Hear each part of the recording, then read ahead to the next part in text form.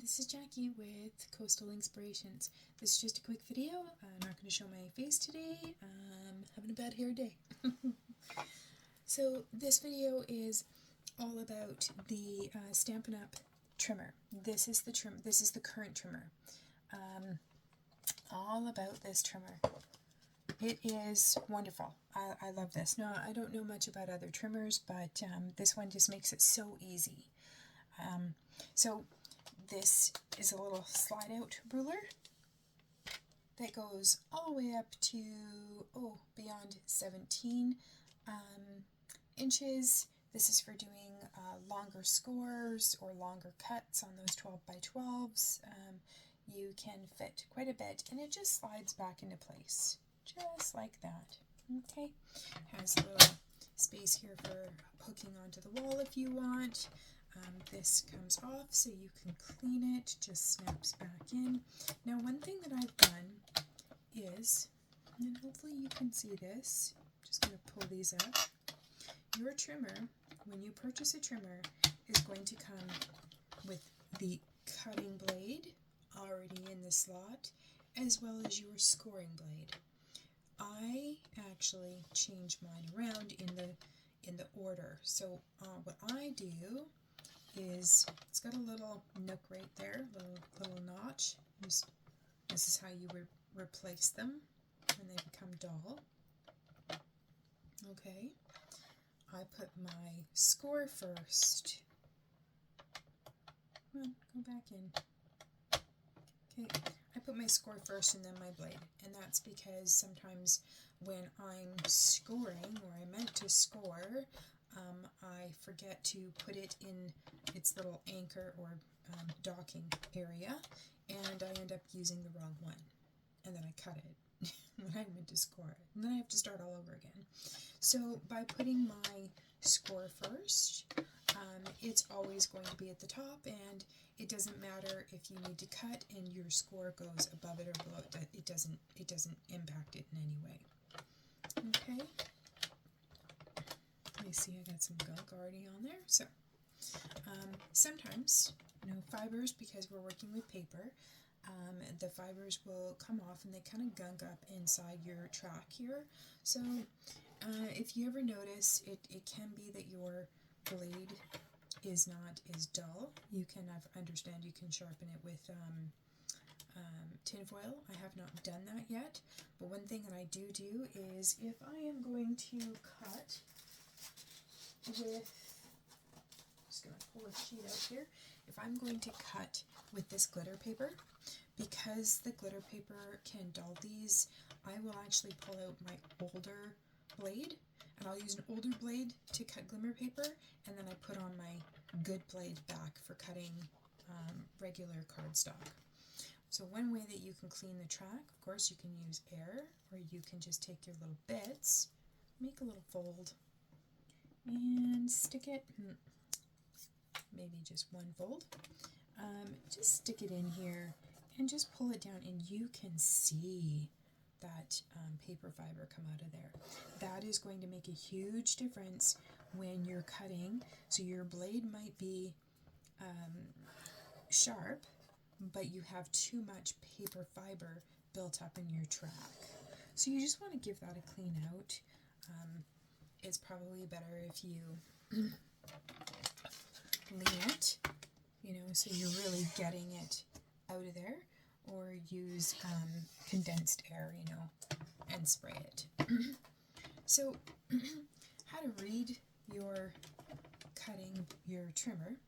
So here is your half an inch, so 1/4 inch, half an inch, 3/4, 1 inch, and so forth. On the other side, because you can use each side, so if you were going to put in paper and you can go half an inch this side, or you can go half an inch this side. Okay? And when I'm looking at the line here, I'm looking all the way down. That's why we have these numbers down here across, so you can actually see that you are lined up, because it might be lined up here, but maybe not down there. You use this as your guide. Okay? So a standard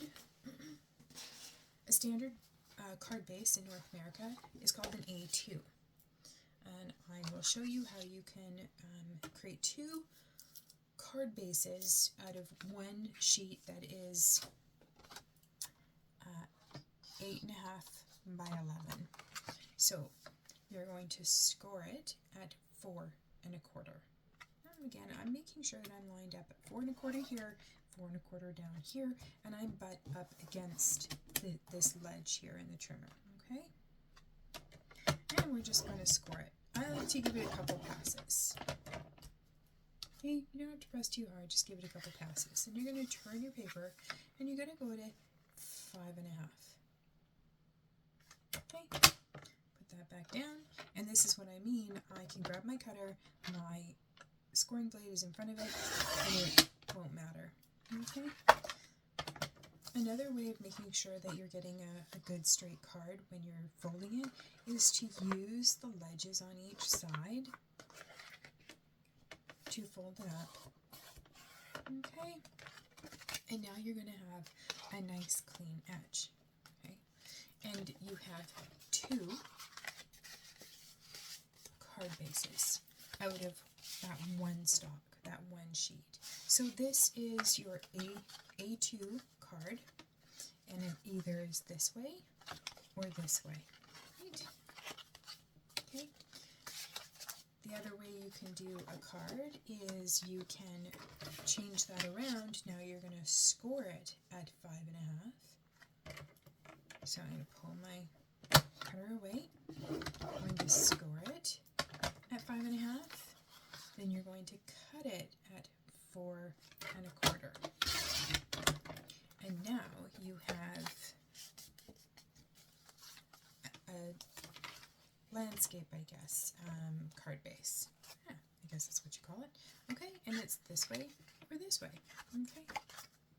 So the other thing I like to do is, if I just need one card base, so I have, in all of my colors, I actually cut, this is my most popular that I use, this is my favorite. So I have in each card, I've taken out one sheet, and I have 2 card bases all ready to go. And they're in a box, so I can pull them out and kind of experiment as I'm pulling my cards together. The other thing that you can do is I will cut one and make a card base, and I leave the other half intact, and that's kind of what I use for my layers. So layer 1, layer 2, I'll show you what I mean in a moment. So one of the other things is you want to make sure that you are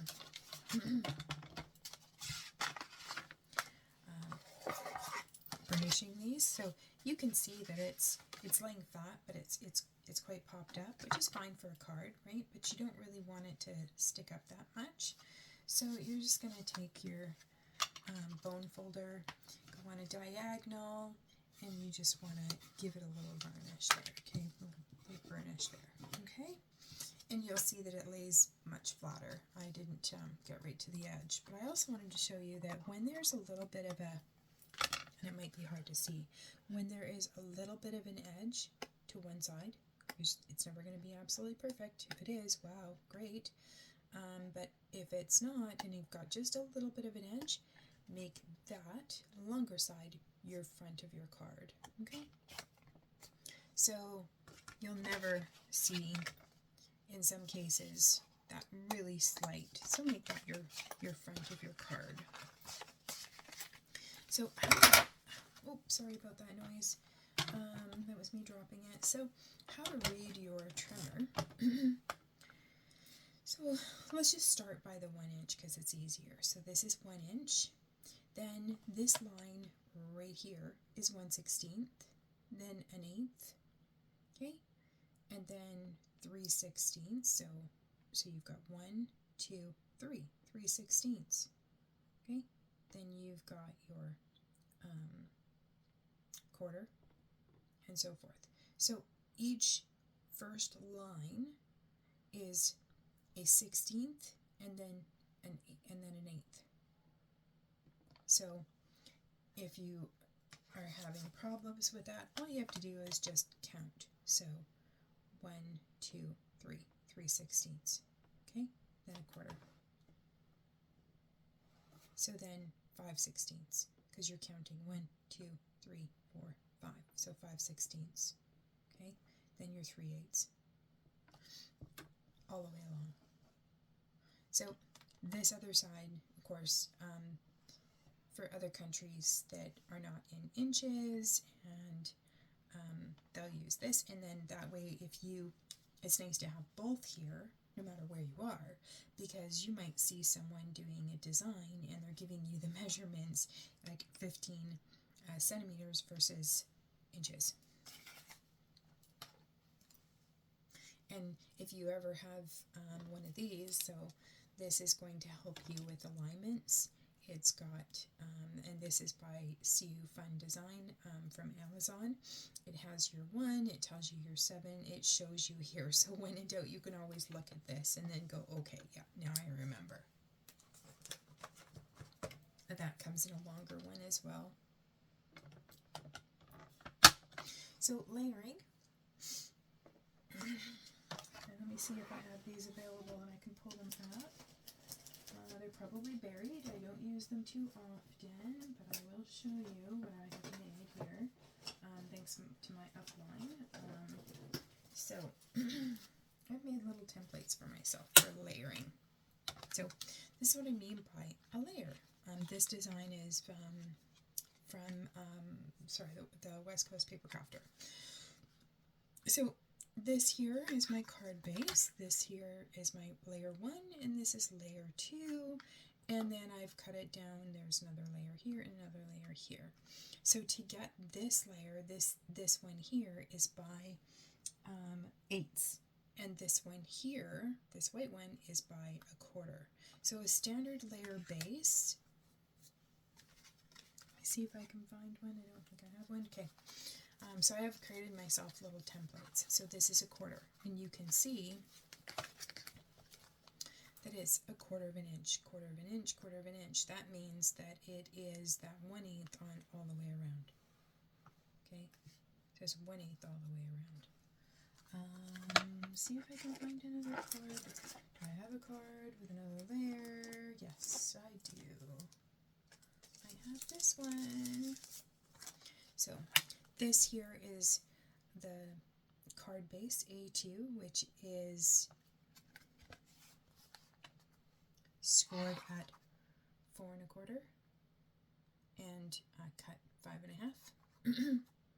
And this is the layer 1, which is 5 1/4, so 1/4 inch less from 5 1/2.